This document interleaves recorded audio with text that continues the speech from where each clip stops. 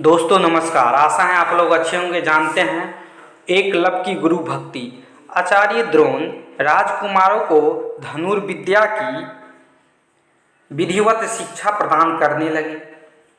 उन राजकुमार में अर्जुन के अत्यंत प्रतिभावना तथा गुरु भक्त होने के कारण वे द्रोणाचार्य के लिए प्रिय शिष्य थे। द्रोणाचार्य का अपने पुत्र अश्वत्थामा पर भी विशेष अनुराग था, इसीलिए धनुर्विद्या में वे भी सभी राजकुमारों में अग्रणीय थे। किंतु अर्जुन अश्वत्थामा से भी अधिक प्रतिभावान थे।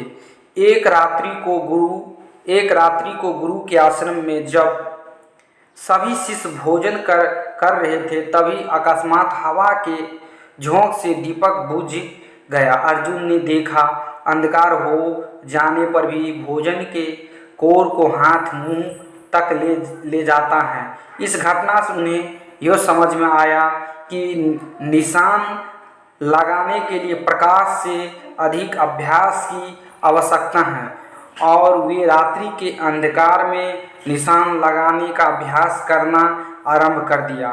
गुरु द्रोण उनके इस प्रकार के अभ्यास से अत्यंत प्रसन्न हुए। उन्होंने अर्जुन को धनुर्विद्या के साथ ही साथ गदा, तोमर, तलवार आदि शस्त्रों का प्रयोग में निपुण कर दिया। उन्हीं दिनों हिरण्य धनुर नामक निषाद को धनुर्विद्या के साथ ही साथ गदा, तोमर, तलवार आदि शस्त्रों के प्रयोग में निपुण कर दिया।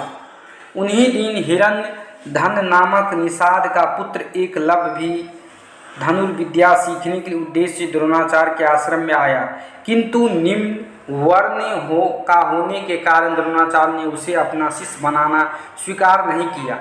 निराश होकर एकलव्य वन में चला गया।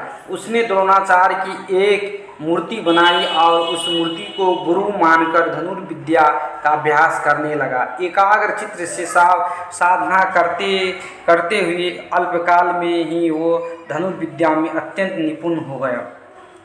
एक दिन सारे राजकुमार गुरु द्रोण के साथ आखेट के लिए उसी वन में गए, जहाँ पर एकलव्य आश्रम बनाकर धनुर्विद्या के अभ्यास कर रहा था। राजकुमारों का कुत्ता भटक कर एकलव्य के आश्रम में जा पहुँचा। एकलव्य को देख कर वो भौंकने लगा। इससे क्रोधित होकर एकलव्य ने उस कुत्ते का अपना बाण चला कर उनके मुंह को बाण से भर दिया। एकलव्य ने इस कौशल से बाण चलाते थे कि कुत्ते को किसी प्रकार की चोट नहीं लगी, किंतु बाणों के बिधने जाने के कारण उसका भौंकना बंद हो गया। कुत्ते को लौटते जब अर्जुन ने धनुर्विद्या के उस कौशल को देखा तो वे द्रोणाचार्य से बोले, हे गुरुदेव, इस कुत्ते के मुंह में जिस कौशल से बाण चलाए गए हैं उससे तो प्रतीत होता है कि यहाँ पर कोई मुझसे भी बड़ा धनुर्धर रहता है।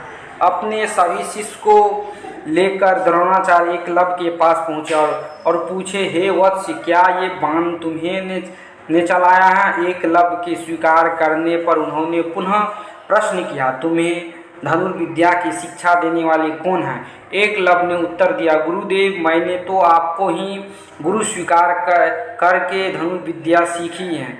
इतना कहकर उन्होंने द्रोणाचार्य के उनकी मूर्ति के समक्ष ले जाकर खड़ा कर दिया। द्रोणाचार्य नहीं चाहते थे कि कोई अर्जुन से बड़ा धनुर्धारी बन पाए। वे एकलव्य से बोले, यदि मैं तुम्हारा गुरु हूँ तो तुम्हें मुझको गुरु दक्षिणा देनी होगी। एकलव्य बोला, गुरुदेव, गुरु दक्षिणा के रूप में आप जो भी मांगेंगे मैं देने के लिए तैयार हूँ। इस पर द्रोणाचार्य ने एकलव्य से एक गुरु दक्षिणा के रूप में उसके दाहिने हाथ के अंगूठे की मांग की। एकलव्य ने सहर्ष अपना अंगूठा दे दिया। इस प्रकार एकलव्य अपने हाथ से धनुष चलाने में असमर्थ हो गया तो अपने पैरों से धनुष चलाने का अभ्यास करना आरंभ कर दिया। दोस्तों, मेरे चैनल को सब्सक्राइब और लाइक जरूर कर दीजिएगा। फिर अगली वीडियो में मिलते हैं, तब तक के लिए राधे श्याम, धन्यवाद।